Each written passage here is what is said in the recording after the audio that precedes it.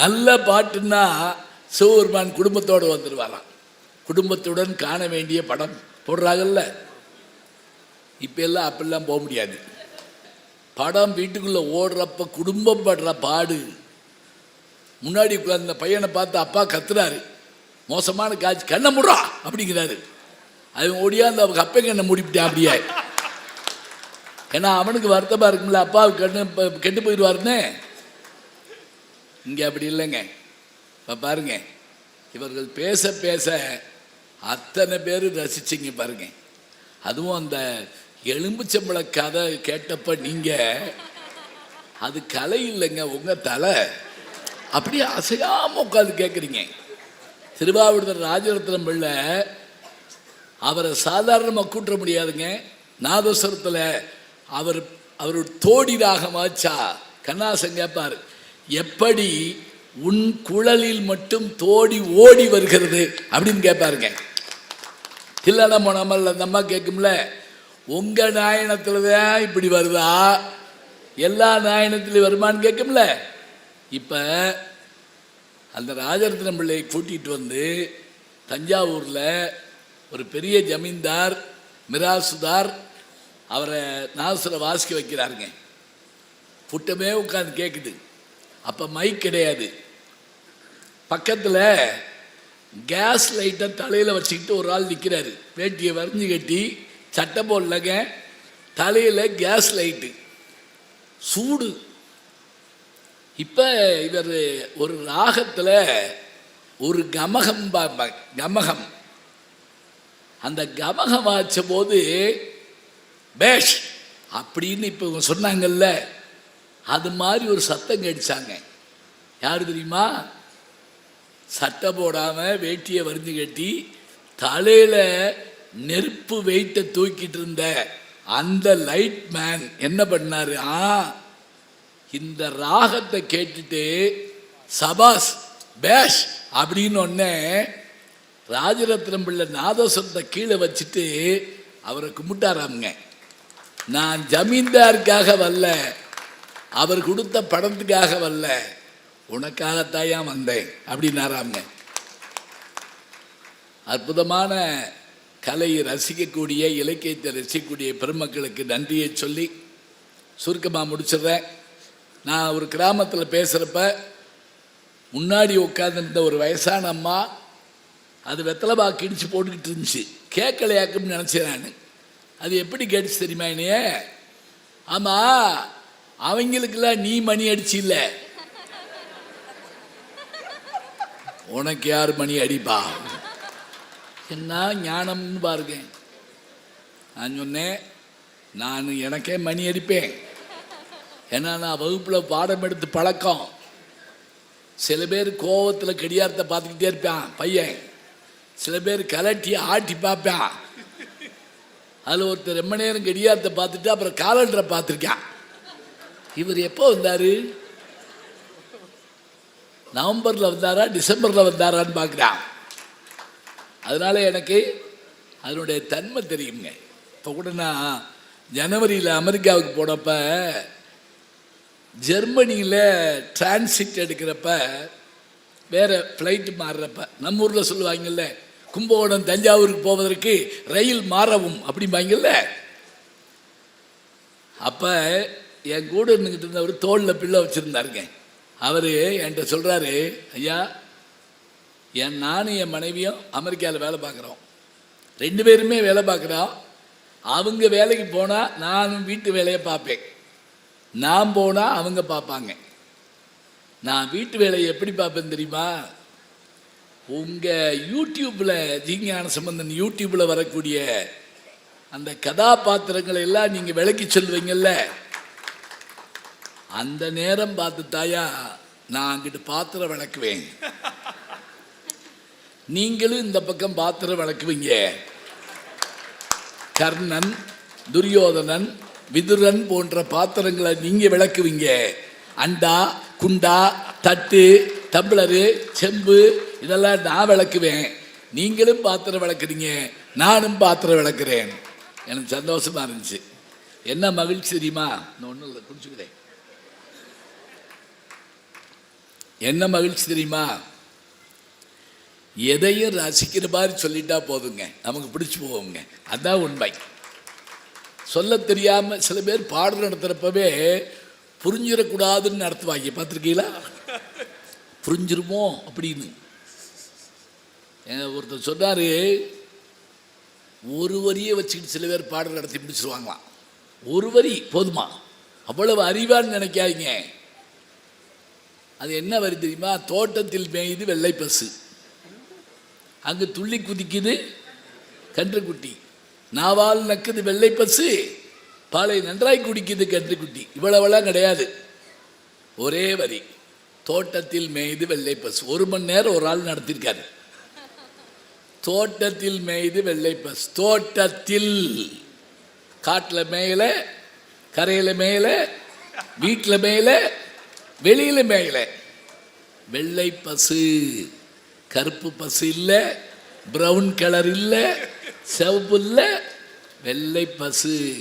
பசு கரடி இல்லை, ஓனாய் இல்லை, நீ மனுஷனே இல்லை அப்படின்னு நினச்சிருப்பாங்க. அப்படிதான். ஏண்டா இப்படியாடா பாடல் நடத்துவாங்க? அதில் கடைசி வார்த்தை, அது மேயுது, கடிக்கலை, திங்கலை, உங்கலை, மேயுது.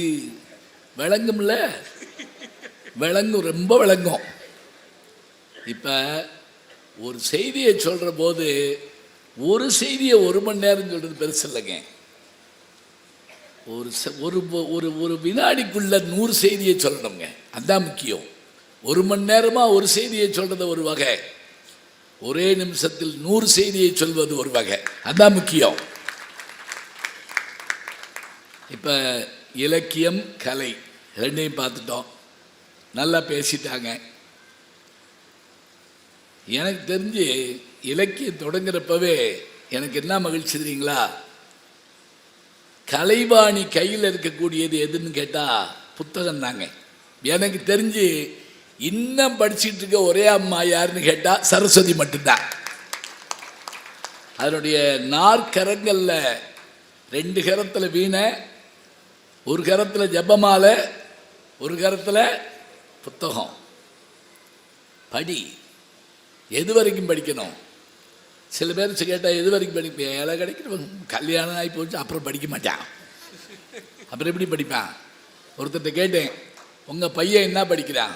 தம்பி படிப்பை முடிச்சிட்டான். படிப்பே முடிச்சிட்டானா? என்ன படிச்சிருக்கான்? 8th fail. இதுக்கு பேர் படிப்பை முடிச்சதா? அவன் வாழ்க்கையை முடிச்சிட்டான். திருவள்ளுவர்கிட்ட கேட்டாங்க, டேய் சாகிற வரைக்கும் படுறான், யாதானும் நாடாமால் ஊராமால் என்னொருவன் சாந்துணை. போதுமா புத்தகம்? போதும். வீட்டில் அந்த அம்மா இன்னைக்கு போய் நூலகம் வச்சிரும் போட்டிருக்கு. டீச்சரா? அப்போ சரி. நிறைய துணை எழுத்துள்ள ஒரு திருக்குறள். இந்த திருக்குறளுங்க, யாதானும் நாடாமால் ஊராமால் என்னொருவன் சாந்துணையும் கல்லாதவார். இன்னொரு திருக்குறள் இருக்கு, இதே மாதிரி 11 துணை எழுத்து இருக்கக்கூடிய திருக்குறள். தெரியுமா? நான் சொன்ன உடனே சொல்லிடுவீங்க, அது வரைக்கும் கம்முனியை வாயை பார்த்துக்கிட்டே இருப்பீங்க. யாகாவாராயினும்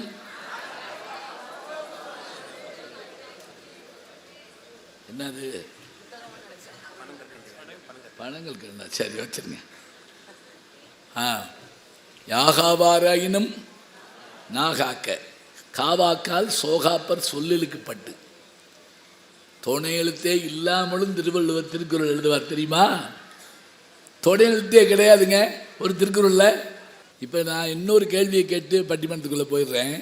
5 தடவை செல்வம்னு வருதில்ல, ஒரே சொல்லு.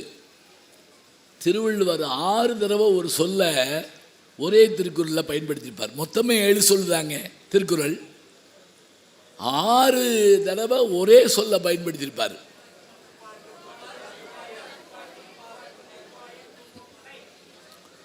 கொடுத்த புத்தகத்தில் வாங்கிடுவேன்.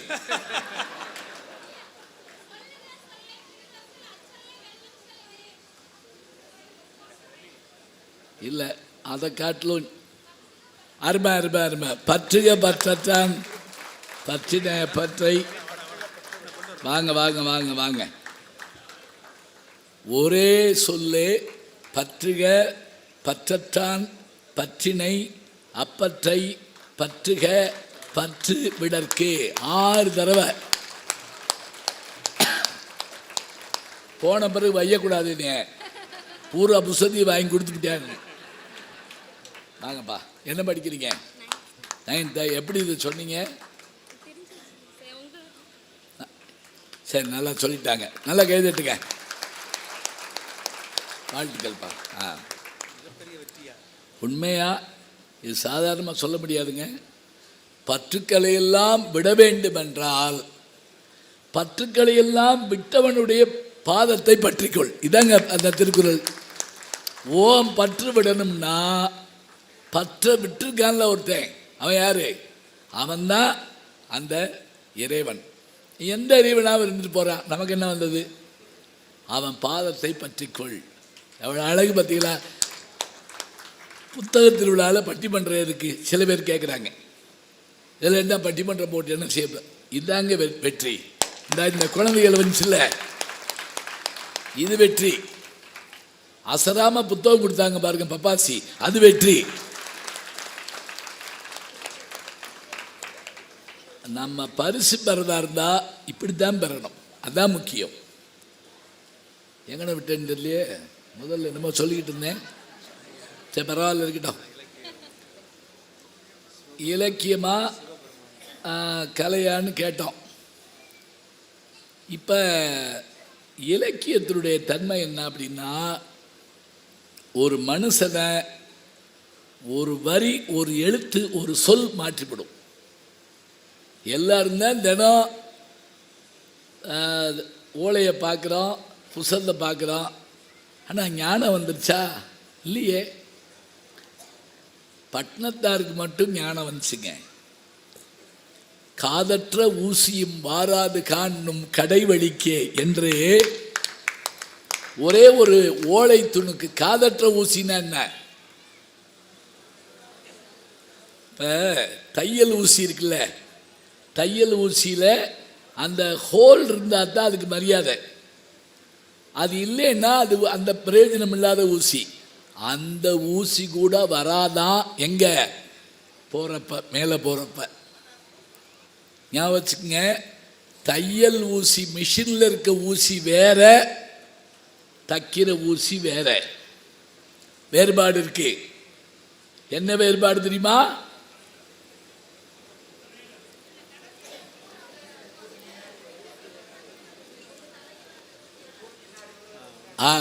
கரெக்டாக சொல்கிறாங்க. அதாவது இந்த தைக்கிற ஊசியில் கூர்மை முன்னாடி இருக்கும், ஹோல் ஓட்டை பின்னாடி இருக்கும். மிஷினில் இருக்க ஊசியில் எங்கன கூர்மை இருக்கோ அங்கேயே ஹோல் இருக்கும். இது என்ன பெரிய கண்டுபிடிப்பு தாங்க. ஏன் தெரியுமா? இதில் முழுவதும் போனால் தான் இந்த ஊசி தைக்கும். ஆனால் அதில் கூர்மை போனாலே தைச்சிவிடும். இதுதான் கண்டுபிடிப்பு. அறிவு கொஞ்சம் கொஞ்சமாக தாங்க வளரும், ஒரு இதில் வராது. ஆனால் பட்டினத்தார் ஒரே ஒரு ஓலை துணுக்கு பார்த்தார், அப்படியே மாறிச்சு. அவருடைய வாழ்க்கையே மாறிச்சு. அதே போல் ஒரு செய்தியை பார்த்த உடனே கண்டுபிடிச்சு போடலாங்க. ஒரு சபையில் 2 பேர் வந்தாங்க. 2 பேரும் நிலத்தகராறு வந்து அதை தீர்த்து வைக்கிறதுக்கு அந்த சபையில் முடிவாங்கிறதுக்காக வந்தா, அங்கே ஒரு சின்ன பையன் உட்கார்ந்துருந்தான். எங்களுக்கே 80 வயசு, எங்களாலேயே தீர்க்க முடியல. அப்படி இருக்கப்ப இந்த பையன் எப்படி தீப்பா? தனிக்கு அவன் இளவரசங்க, நாட்டின் இளவரசன். அவன் இருங்க, நான் மறந்துடுவேன்.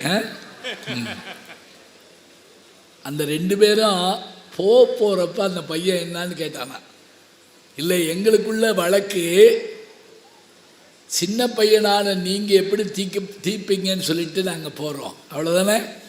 இருங்க, நான் பெரியவரை வர சொல்கிறேன். அந்த பையன் உள்ளே போயிட்டாங்க. சற்று நேரத்தில் ஒரு பெரியவர் வந்தார். 2 பேர் வழக்கை ஆராய்ஞ்சாரு.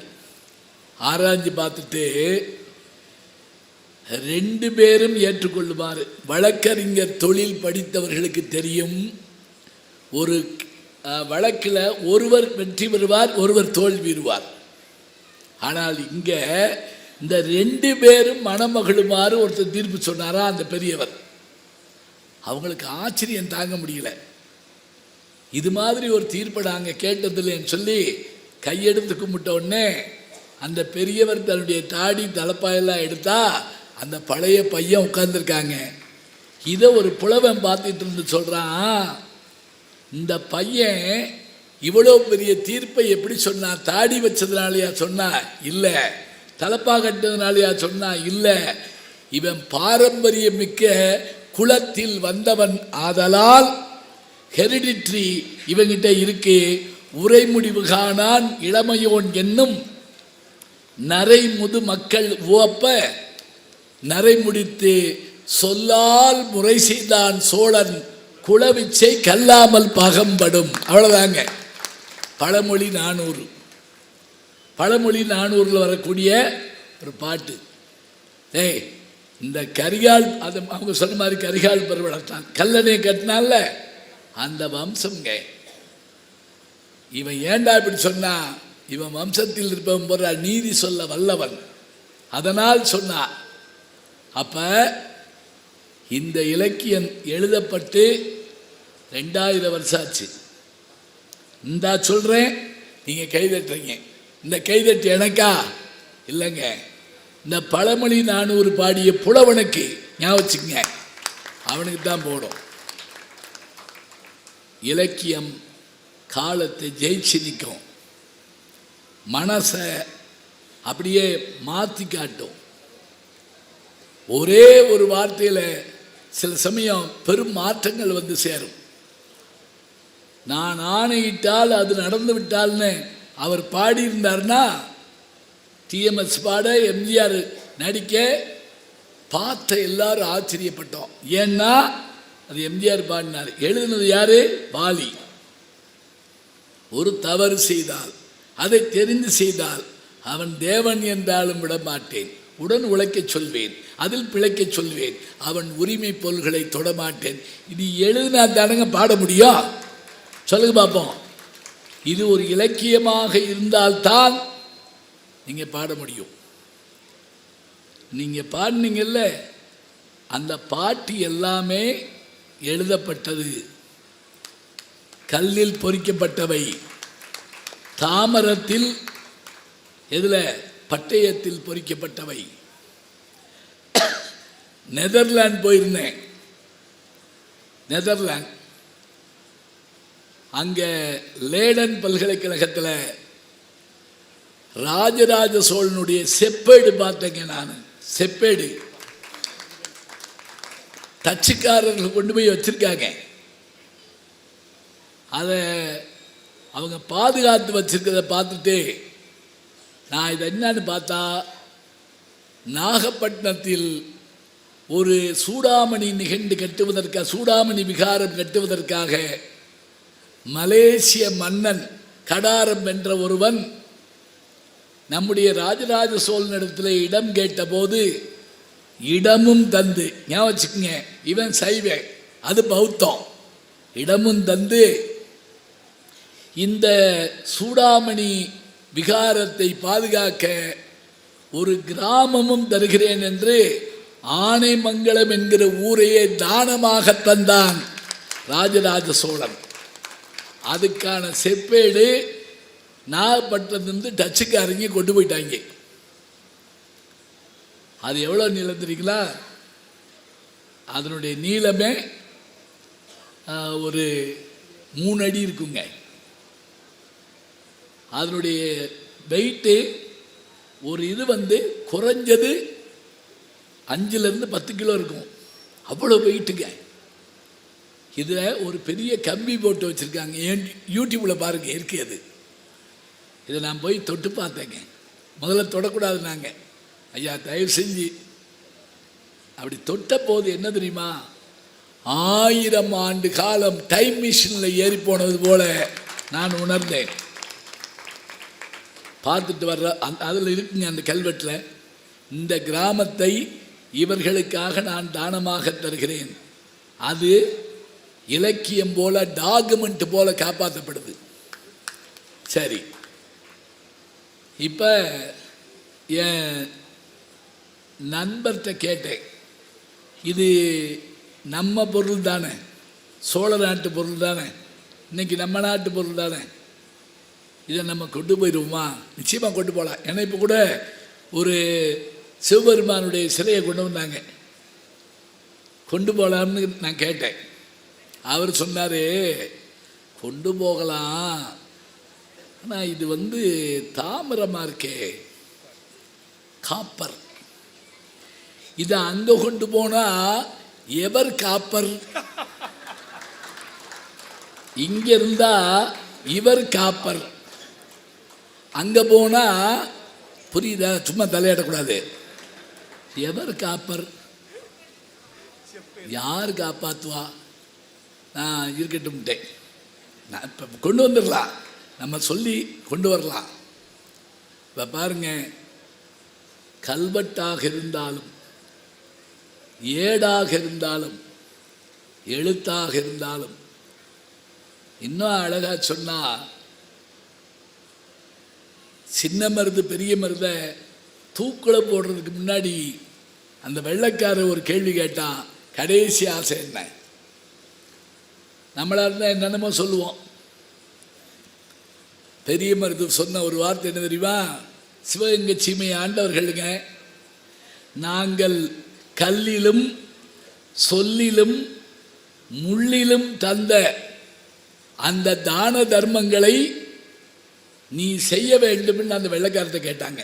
கல்லிலும் சரி கல்வெட்டு, சொல்லிலும் சரி வார்த்தை, முள்ளிலும்னா என்ன தெரியுங்களா? தப்பிச்சு போனப்ப பெரிய மருதுக்கு உடம்பு முடியலைங்க. அப்போ ஒரு குடிசை வீட்டில் போய் படுத்திருந்தார். அந்த கிழவி யாருன்னு தெரியல இவருக்கு. என்னையா உடம்புக்கு? ஒன்றுமில்லம்மா, காய்ச்சலாக இருக்கு, இந்த கஞ்சியை குடி. பழைய சோறுங்க கொடுக்குறாங்க. சாப்பிட்டுட்டு அவர், அம்மா உன் வீட்டில் ஏடு எழுத்தாடி இருக்கா? தலைமுறைக்கு படித்தது இல்லையா? ஏடும் இல்லை எழுத்தாடியும் இல்லை. அந்த குடிசையில் ஒரு ஓலை எடுத்தாருங்க, கருவளை முள் எடுத்து, இந்த பகுதி இருக்கக்கூடிய அத்தனை நிலங்களும் இந்த கிழவிக்கு சொந்தம். கிழவி தர்மம் அந்த ஊர் பேர் இன்னைக்கு இருக்கு. பாருங்க, ஒரு மனுஷனுடைய மனசு ஒரு வினாடியில் அப்படியே மென்மையாக மாறுது. ஒரு கஞ்சி தாங்க, ஒரு கை கஞ்சி மாற்றி காட்டுது. அப்படியே யாரையும் நல்லவனாக மாற்ற முடியும். கொலகாரனை கூட அவனை ஒரு வார்த்தையால் நிறுத்தி வைக்க முடியும். இலக்கியங்கள் பக்தியை நமக்கு காட்டின, இலக்கியங்கள் புதிய வழிகளை நமக்கு காட்டின. இன்னைக்கு கூட பிரமிடுக்கு பக்கத்தில் இருக்கக்கூடிய கல் திட்டைகளில், பிரமிடுக்கு பக்கத்தில் இருக்கக்கூடிய கல் திட்டையில் தமிழ் எழுத்து இருக்குங்க. நான் சொல்லலை, சுவிட்சர்லாந்தை சேர்ந்த ஒரு பேராசிரியை, பாரிஸை சேர்ந்த ஒரு பேராசிரியர், ரெண்டு பேரும் சொல்கிறாங்க அது தமிழ் எழுத்து. அதில் இருக்கக்கூடிய ஒரு தமிழ் பெயர் என்ன தெரியுமா? சிகை கொற்றன் அப்படின்னு ஒரு தமிழ் பேர் இருக்கு. எங்க? அங்கே இதில் இருக்கு, பிரமிடுக்கு பக்கத்தில் அந்த கல் திட்டையில் இருக்கு. யோசிச்சு பாருங்க. இலக்கியம்னா வெறும் புராணம் இதிகாசம் மட்டும் இல்லைங்க. அது கல்வெட்டாக இருக்கலாம், கடிதமாக இருக்கலாம், ஆவணமாக இருக்கலாம், செப்பேடாக இருக்கலாம். எதுவாக இருந்தாலும் அவையெல்லாம் என்ன செய்கின்றன என்றால், நான் அந்த செப்பேடை பார்க்குறப்ப மனசு என்ன தெரியுமா? எத்தனை பெரிய பாரம்பரியத்தில் நாம் வந்திருக்கோம் என்று என் மனம் லேசாக மாறுதுங்க. இறகு போல பறக்குது. அப்படியே இப்படியே ஒவ்வொன்றா பார்க்க பார்க்க பார்க்க பார்க்க இலக்கியத்தினுடைய பெருமை நமக்கு தெரியுது. அவங்க சொன்னாங்கல்ல, 3000 ஆண்டு பழமை. இன்னைக்கு ஆர்டிஃபிஷியல் இன்டெலிஜென்ஸ் மூலமாக இருக்கக்கூடிய புதுமை, இதுலேயும் இலக்கியம் ஜெயிக்குது என்றால் இருங்க என்றால் மனித மனத்தை மென்மைப்படுத்துவது இலக்கியம்தான். ஐயா போனா போங்க, இன்னும் பணம் கொடுக்கல, எனக்கு ஒன்றும் இல்லை என்றால் நீங்க சந்தோஷப்படுவீங்க. இருங்க, அம்மா பாடிடாதீங்க, எந்திரிச்சு வசை பாடுவேன் அப்படின்னு. நாம இசை பாடிக்கிட்டு இருந்தேன், தப்பா தீர்ப்பு சொன்னா வசை பாடுவேன். கலைன்னா என்ன தெரியுங்களா? இப்ப இலக்கியத்துக்கு இவ்வளவு உயர்வு இருக்குங்க. இது எழுத போய் தான் அவங்க பாடினாங்க. நான் எழுதினதை அவனே பாடிருக்கலாம்ல அந்த புலவனே. அதுக்கு ஒரு ஆளை தேடினாங்கல்ல, இசைவானதை சொன்னீங்கல்ல, அரங்கேற்றிருக்காதே. எங்க கண்ணகி மாதவியில் கண்ணகி குடும்பத்திற்கு வேண்டிய அத்தனை குணங்களை உடையவதாங்க. ஆனால் மாதவி எல்லா கலைகளிலும் வல்லவள். அதுதான் பெரிய சிறப்பு. அவளுக்கு தெரியாத கலையே இல்லை. அதனால தான் என்ன தெரியுமா, மாதவியின் அழகை காட்டுற அவள் அறிவு அவனை மயக்கிச்சுக்க. அதுதான் பெரிய ஆச்சரியம். எப்பவும் கற்றாரே காமருவர், அதான் உண்மை. இங்கே அவளுக்கு எல்லா வகையான நடனமும் தெரியும். கோலம் போடுவா, சமப்பா, பாடுவா, இன்ஸ்ட்ருமெண்ட் வாசிப்பா. காணல் வரி படிச்சு பாருங்க. திங்கள் மாலை வெண்குடையால் சென்னி செங்கோல் அதுவோச்சி கங்கை தன்னை புணர்ந்தாலும் புலவாய்வாளி காவேரிங்கிற பாட்டை இங்கே சேஸ்தாஸ் குரல்ல கரும்புங்கிற படத்தில் கேட்டு பாருங்க. இப்போ யூடியூப்பில் போட்டு கேளுங்க. அடே அப்பா, அவ்வளவு அருமையாக இருக்குங்க. அவன் பாடினா இவன் எதிர்பார்த்து பாடினா. பாட தெரியும், ஆட தெரியும், இசை மயக்கம் அப்படியே. நான் 2003 அமெரிக்காவுக்கு போயிருந்தப்ப நாட்டிய பேரொளி பத்மினி அவங்க வீட்டுக்கு போயிருந்தேங்க. என்ன வேணாலும் சொல்லுன்னு சொல்லப்படாது, போயிருந்தேன் சத்தியமா. போயிருந்தேன்னா அந்த அம்மா என்னுடைய கேசட்ஸ் நான் வாங்க சிரிக்கலாம்னு போட்டிருந்தேன். அப்பவே அது அப்போ கூட போடல, நான் 91 போட்டேன். நான் போட்டது 1000 கேஸ் எடுத்தாங்க. ஆனால் லட்சக்கணக்கில் வித்துச்சு. எப்படி தெரியுமா? அவைவே போட்டுக்கிட்டா. காப்பி ரைட்லாம் கிடையாது. அவைவே போட்டு அவைவே பேசிட்டா. போகிறாங்க, விடுங்க, இன்னமும் பேசுகிறாங்க. எனக்கு அதுதான் வேதனை. பேசட்டும். அந்த அம்மா என்னுடைய கேசட்லாம் கேட்டுட்டுங்க, நான் போட உடனே என்னை அவ்வளோ அழகாக வரவேற்றாங்க. வரவேற்று உட்காந்து நீங்கள் சாப்பிட்டு தான் போகணும்னாங்க. சீக்கிரம் முடிச்சிடுறேங்க. சரி, கேட்டுட்டு சாப்பிட்டு தான் போகணும்னாங்க. 10ஆவதுக்கு என்ன பண்ணாங்க தெரியுமா? ராஜஸ்லோச்சனாவுக்கு ஃபோன் பண்ணாங்க, அஞ்சலி தேவிக்கு ஃபோன் பண்ணாங்க. ஏன் ஜாதகத்தை பாருங்க, அம்பட்டு கவர்ச்சி கேட்டீங்க, வயசான பிறகு தான் பார்க்க வேண்டிய ஆகி போச்சு. நான் என்ன பண்ணுறது? இருக்கட்டும். ஆனால் எனக்கு அவ்வளோ சந்தோஷம், இவங்களெல்லாம் நம்ம நேரில் பார்க்குறோமே அப்படின்னு. அப்போ 3 பேரும் ஏன் இருக்கட்டும், முடிச்சிட்டீங்களா இல்லையா? இல்லாட்டி மணி அடிப்பேன். அப்போ என்கிட்ட கேட்டாங்க, நான் நடித்த படத்தில் உங்களுக்கு பிடிச்ச படம் இல்லையான்னு கேட்டாங்க. நடித்த படத்தில் பிடிச்ச படம் எதுன்னு கேட்டாங்க. எல்லா படமும் தாம்மா, அப்படி சொல்லக்கூடாது, ஏதாவது ஒரு படம் சொல்லுங்க. அப்போ தாங்க நான் சொன்னேன், தில்லானா மோகனாம்பாள் நான் சொன்னேன். அந்த அம்மா திரும்ப என் கையை இறுக்கி பிடிச்சிக்கிட்டு, ஏயா அப்படின்னு கேட்டாங்க. அது எங்கள் ஊரில் படம் ஆரம்பிக்கிறப்ப மதுரையில் ஆரம்பிக்கும். அழகர் ஆற்றுல இறங்குறப்ப, மீனாட்சி கல்யாணத்தப்ப நாதஸ்வர கோஷ்டியும் நாட்டிய கோஷ்டி மோகனா கோஷ்டி வருவாங்க. ஒரு பக்கம் சிக்கல் சண்முக சுந்தரம், இன்னொரு பக்கம் இந்த அம்மா திருவாரூர் மோகனாங்கி. ஆமாம், எங்கள் ஊரில் ஆரம்பிக்குமா, அது மட்டுமா காரணம் இல்லைம்மா. அதில் என்ன அப்படின்னா, இவர் நாதஸ்வரம் வாசிக்கிறப்ப பார்த்து வெடி போட்டுருவாங்க. 2 வெடி பார்ப்பார், அப்படியே வச்சிருவார், வாசிக்க மாட்டார்.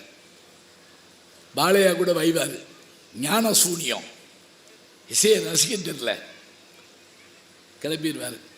ஆனால் அதுக்குள்ளே பத்மினி வந்து இறங்கி இவங்களை பார்க்க வருவாங்க. அப்போ நாதஸ்வரம் வாசிக்கிட்டேங்க சிவாஜி பாலையாட்ட அப்படிம்பாருங்க, கண்ணில் வந்து இறங்குறாங்க அப்படின்னு. படம் பார்க்குறப்ப அப்படி பார்க்கணும், ரசித்து பார்க்கணும். போன வாரம் ஒரு படம் நான் பார்த்துக்கிட்டு இருக்கேன், ரசித்து, ராஜபாட்டு ரங்கோதரை, கண்ணீர் மல்க பார்த்துக்கிட்டு இருக்கேன். என் பக்கத்தில் ஒருத்தர் 4 முறுக்க ஒன்றா கடிக்கிறான், கற்கு கற்கு கற்குன்னு தின்றான். நான் கோவத்தோடு அவனை திரும்பி பார்த்தேன். அவன் அப்படின்னா, ஓடடே நாக்கு மட்டும் பாட அவனுக்கு படைச்சான், செவி இல்லையா? இப்போ அப்படிம்பார் சிவாஜி. வாட்சி முடிச்சுட்டு பாதியில் விட்டுட்டு எந்திரிச்சிருவாங்க. அந்த அம்மா வரும், வந்து அறிமுகமாயிட்டு, நான் ஆட போகிறேன், நீங்கள் இருந்து கேளுங்க. எதுக்கு? வெடி சத்தத்துக்கா அப்படின்னு கேட்பாரு. ஏன் ஆடக்கூடாது? ஆர்ப்பரிக்கும் அலையின் ஓசைக்கு ஆடலாம், அந்த அம்மா சொல்லும். எல்லாம் சொல்லும், ஆடு ஆடு அப்படின்ட்டு போயிடுவார். இப்போ இந்த அம்மா ஆட போதுன்னு ஊரே வந்து உட்காந்துருக்குங்க. சிவாஜிக்கு பயந்து எல்லாரும் போகாமல் இருப்பாங்க. பாட்டு ஆரம்பித்த உடனே சிவாஜிக்கு தெரியாமல் ஒரு ஆளாக ஓடுவாங்க. திரும்பி பார்ப்பாரு, ஒரு வயல் இருக்க மாட்டா. இவர் எந்திரிச்சு துண்டை போட்டு போயிடுவாருங்க. போய் ஒளிஞ்சி நின்று பார்ப்பாரு. இவர் வந்துட்டாருங்கிற விஷயம் அந்த அம்மாவுக்கு தெரியும், அந்த அம்மா தன்னை பார்க்குதுன்னு அவருக்கு தெரியும். 2 பேரும் ஒருத்தர் பார்க்குறாங்கிறது படம் பார்க்குற நமக்கு தெரியும். ஆனால் படத்தில் ஒரு வேலுக்கும் தெரியாது. அதுதான் படம். மறைந்திருந்தே பார்க்கும் மர்மம் என்ன? அழகர் மலையழகா இந்த சிலை அழகா என்று மறைந்திருந்தே பார்க்கும் மர்மம் என்ன? இதில் என்ன தெரியுமா முக்கியம்? இப்போ தான் நம்மாட்ட நான் சொல்கிறேன் மா, இதில் என்னன்னா, நீங்கள் அவரை பார்க்கறதும் அவர் உங்களை பார்க்கறதுமாக நீங்கள் பாடுவீங்க. எப்படி பாடுவீங்க? எங்கிருந்தாலும் உன்னை நான் அறிவேன், என்னை நின்னை அல்லால் வேறு யார் அறிவார், பாவையன் பதம் காண நாணமோ, உந்தன் பாட்டுக்கு நான் ஆட வேண்டாமோ, மாலவா வேலவா மாயவா சண்முகா எனையாளும் சண்முகா. சண்முகான்னா அவர் பேருங்க. எல்லா பெண்களுக்கும் அந்த காலத்தில்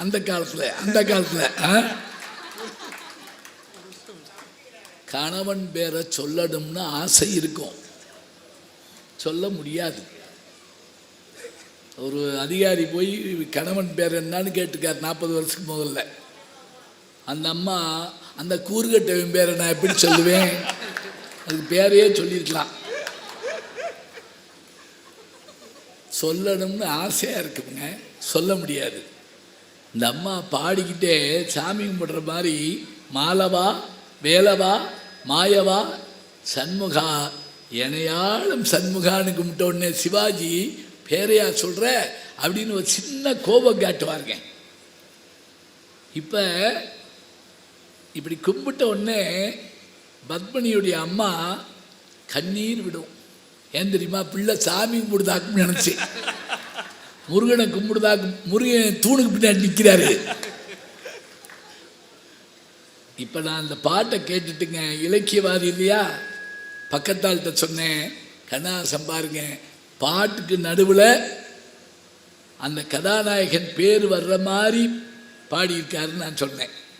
அவர் வெத்தலை வாக்கு போட்டுக்கிட்டேங்க, இந்த பாட்டு என்ன ராகம் தெரியுமான்னாரு. தெரியாதே, சண்முக பிரியா ராகம் அப்படின்னாருங்க. பாருங்க, சண்முக பிரியா ராகம்.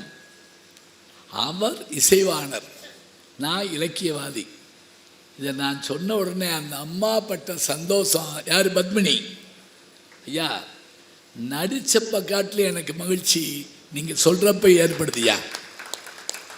இன்னொன்று சொல்லிச்சுங்க, அந்த அம்மா சென்ஸ் ஆஃப் ஹியூமர் அப்படி உள்ள அம்மா. அந்த அம்மா யார்? பத்மினி. நாட்டிய பேரொழி, அழகி, அதெல்லாம் இருக்கட்டும். எப்படி சிரிக்க வைக்கிறதுங்கிறீங்க என்னைய நான் தான் சிரிக்க வைப்பேன்னு கேள்விப்பட்டிருக்க. எப்படி தெரியுங்களா ஐயா? சம்பூர்ண ராமாயணம் நடித்தோம்யா, நான் தான் சீதை. ராமர் NT ராமாராவ். அவருக்கு தமிழ் தெரியாதான். அவருக்கு தமிழ் சொல்லிக் கொடுக்க ஒரு ஆளை அனுப்பியிருக்காங்க. 15 நாள் கழித்து அந்த ஆள் தெலுங்கு பேசிக்கிட்டே வந்திருக்கான்.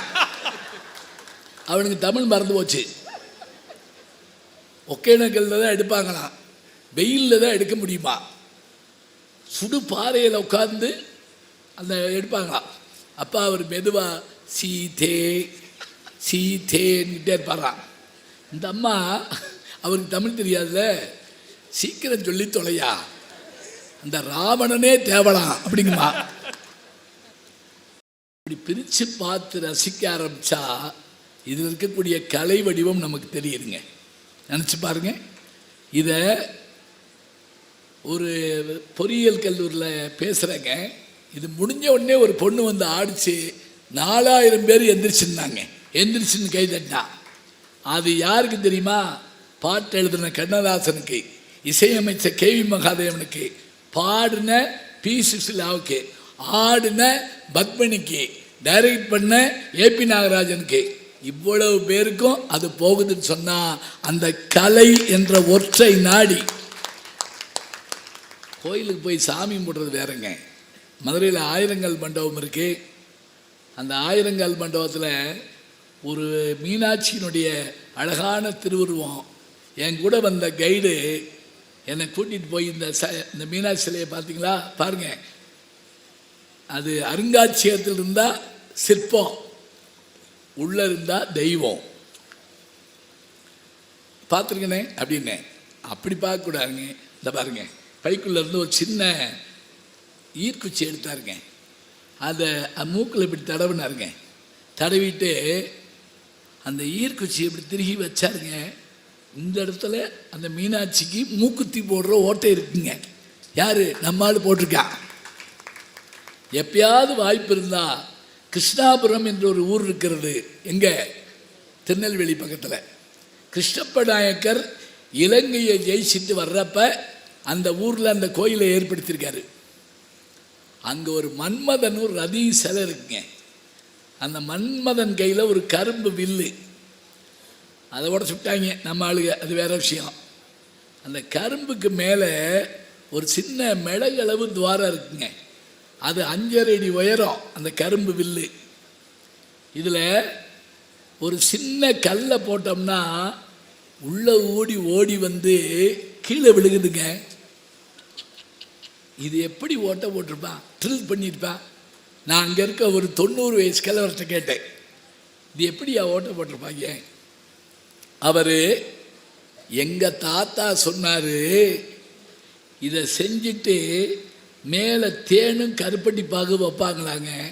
எறும்பு போய் போய் போய் போய் அதில் ஒரு ஹோல் வருமா, அது வழியாக நூலை விட்டு எழுப்பாங்களாம். கலை யோசிச்சு பாருங்க. அந்த சில வரியினால் நம்ம உயிர் அப்படியே ஆட்டம் காணும். காட்டு விலங்கறியும் கைக்குழந்தை தானறியும், பாட்டின் இசையதனை பாம்பறியும். நாங்கள் பாரதி 10 நாளைக்கு முதல்ல எங்கள் வீட்டில் உட்காந்துருந்தேன். ஒரு பேர் இல்லாத அன்னோன் நம்பரில் ஃபோன் வந்துச்சு. ஞானசம்பந்தம், நீங்கள் சொன்ன பாட்டு தப்பு. எனக்கு மண்டைக்கு ஏறிச்சு கோவம். நான் சொன்ன பாடல் தவறா அப்படின்னு சொல்லிட்டு, இல்லை நான் சரியாத்தான் சொன்னேன். அட இல்லைன்றேன், என்னங்க இல்லைங்கிறீங்க? அந்த யானை பாட்டு தானே, அந்த யானையெல்லாம் வந்து நின்று கேட்டுச்சு, அந்த பாட்டு தானே. நான் சொன்னதாங்க ரைட்டு. அமிதாப் பச்சன் இளையராஜா சாருடைய 1000வது படத்துக்கு அந்த பாராட்டு கூட்டம் நடத்துகிறப்ப அவர் சொன்னார், இந்த பாட்டை கேட்டுட்டு தான் அந்த யானைகள்லாம் திரும்பி போச்சு அப்படின்னு. ஐயோ, அந்த கூட்டத்தில் நானும் உட்கார்ந்துருந்தேன், அவர் பேசவே இல்லை. எனக்கு அப்போத்தாங்க சுதீர்ந்துச்சு, பேசுகிறவரே இளையராஜாங்க, அவரே சொல்கிறாரு அந்த பாட்டு இல்லைன்னு. நான் அவரோட வாதாடிக்கிட்டு இருக்கேன். நான் சொன்னேன், அட கடவுளே, மதுரையில் இந்த குழப்பம் இருக்கத்தான் செய்யும். சிவபெருமான்கிட்ட வாதாடின நக்கீரன் மாதிரி நான் உங்களோட போய் வாதாடிருக்கேனே, அது என்ன படம்னு கேட்டேன். வைதேகி காத்திருந்தால் படத்தில் ராசாத்தி ஒன்றை காணாத நெஞ்சம் பாட்டப்ப வால்பாறை பக்கத்தில் ஒரு மதம் பிடிச்ச யானை அந்த கன்று இறந்து போனதுனால அந்த பகுதி முழுவதும் அழிச்சிக்கிட்டே இருந்துச்சாங்க. அந்த யானைக்கு பயந்து யாரும் அந்த பக்கம் போக மாட்டாங்களாம். அதே யானை அங்கேருந்த டூரிங் தேட்டரில் இந்த ராசாத்தி உன்னை பாட்டு பாடுறப்ப வந்து நிற்குமாங்க. 40 நாள் விடாமல் பல யானையை கூப்பிட்டு வந்து நிற்குமா. 41வது நாள் படத்தை தூக்கிட்டாங்க, யானை வரல. ஏன் தெரியுமா? அதன் மதம் அடங்கி போனது, குணம் மாறிப்போனது, அமைதியாக மாறிப்போனது என்றால் அந்த யானையினுடைய மனமாற்றத்துக்கு காரணம் இசைஞானியினுடைய இசைங்க. அவரே எனக்கு சொன்னது. நினச்சி பாருங்க, மனுஷத்தை மென்மையாக இல்லைங்க, மிருக மனசையும் மென்மையாக்க கலைகளால் முடியும் என்று சொன்னால் நல்ல ஓவியமும் நல்ல கலையும் நல்ல இசையும் எப்போதும் நம்முடைய மனத்தை மென்மைப்படுத்தும். இலக்கியங்களுக்கு அந்த ஆற்றல் இல்லை என்று சொல்லவில்லை.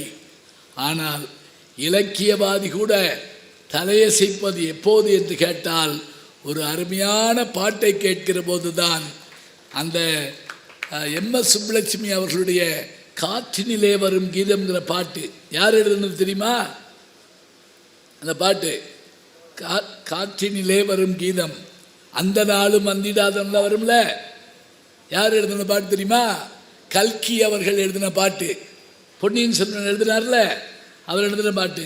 இன்னொரு பாட்டு உங்களுக்கெல்லாம் தெரியும், குறைவொன்றுமில்லை மறைமூர்த்திகள். யார் எழுதின பாட்டு? ராஜாஜி, ராஜகோபால் ஆச்சாரியார், ராஜாஜி எழுதின பாட்டு. அதை எங்கேருந்து எடுக்கிறார் தெரியுமா? ஆண்டாள் பாசுரத்திலிருந்து எடுக்கிறாருங்க.